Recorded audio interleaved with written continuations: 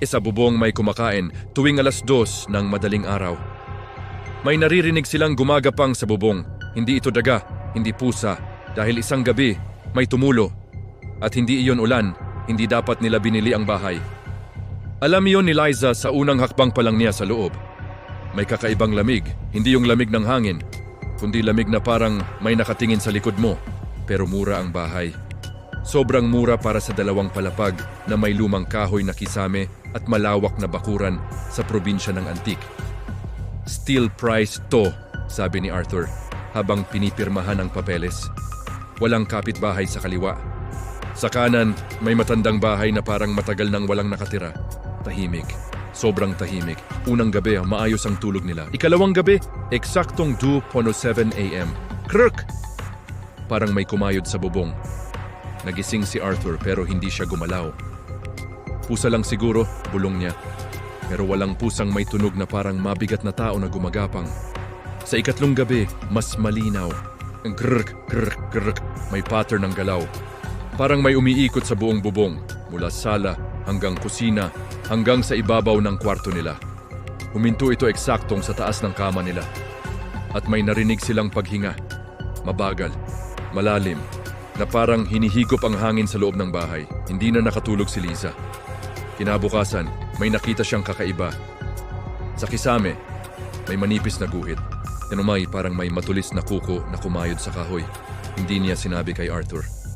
Ayaw niyang magmukhang praning. Ika-6 na gabi. Narinig nila ang pagngata. Ngat. Ngat. Ngat. Parang may kinakain. Mula sa kisame. Biglang may tumulo sa sahig. Isang patak. Pulang-pula, tumama sa tiles. Sumigaw si Liza. Pagtingin ni Arthur, may 3 patak ng dugo sa sahig. Pagtingin sa taas niya, walang butas, walang bakas. Pero may naamoy sila, amoy hilaw na karne. Mula noon, nagsimula ang bangungot. Ang bunso nilang anak si Mara nagsimulang magsalita sa gabi. Nandyan na siya. Sinong siya? Tanong ni Liza. Yung ate sa taas. Anong ate? Yung nakadikit sa bubong. Nanlamig si Liza. Isang gabi, nagising si Arthur dahil sa mahinang pag-iyak ni Mara. Pagbukas niya ng ilaw sa kwarto ng bata, wala ang anak niya sa kama. Narinig niya ang tunog sa sala. Pagbaba niya, nakatayo si Mara sa gitna ng sala, nakatitig sa kisame. Daddy, bumaba na siya. Unti-unting may buhok na lumabas sa pagitan ng mga tabla ng kisame. Mahaba, itim, basang-basa. Sinundan niyo ng isang kamay. Baliktad ang siko. Mahahaba ang kuko. Dahan-dahang bumuka ang kisame. At may mukha na sumilip. Maputla, namamaga ang mata. At ang bibig, humaba hanggang sa umabot sa magkabilang tenga. Ang katawan nito ay nakadikit sa kisame na parang gagamba. Aswang. Hindi ito sumisigaw. Hindi ito gumagalaw ng mabilis. Dahan-dahan lang. Na parang sigurado itong walang makakatakas. Nagsalita ito, hindi bumuka ang bibig. Pero narinig nila sa utak nila. Ang bahay na ito, may sa akin. Napag-alaman nila sa matandang kapitbahay kinabukasan ang katotohanan. May babaeng pinaghinalaang aswang ang sinunog sa bahay na yon. 40 taon na ang nakalipas. Hindi napatunayang aswang siya. Pero sinunog siya sa loob. Habang sumisigaw na inosente siya. Hindi natapos ang apoy dahil ang galit hindi nasunog. Bumalik siya hindi para pumatay agad, kundi para manirahan. Sa kisame, sa dilim, sa pagitan ng kahoy at anino, isang gabi nawalan ng kuryente. 2:07 a.m. tahimik. Walang paggapang, walang tunog. Mas nakakatakot ang katahimikan.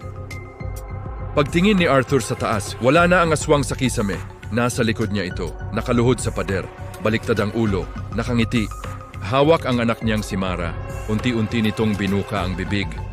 At ang mga ngipin, mahahaba at matutulis. Sumigaw si Liza. Tumalon si Arthur. Pero bago pa niya maabot ang anak niya, tumalon ang aswang pataas. Dumidikit muli sa kisame.